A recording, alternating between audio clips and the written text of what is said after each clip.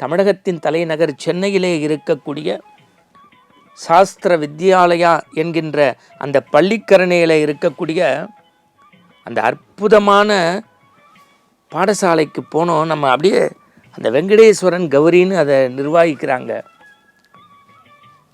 அந்த அந்த அந்த மனிதர்களுடைய நேர்த்தி, அவர்கள் அடுத்த தலைமுறை பற்றி அவர்களுக்கு ஆங்கிலம், சமஸ்கிருதம், தமிழினுடைய தேவார திருவாசகங்கள், பிரபந்தங்கள், இந்த வேதத்தினுடைய உயர்வு, அதெல்லாம் சொல்கிறதுக்கு அவங்க என்ன காரணம்? அந்த குழந்தைங்களை ரொம்ப சிரமப்பட்டு நடத்துகிறாங்க.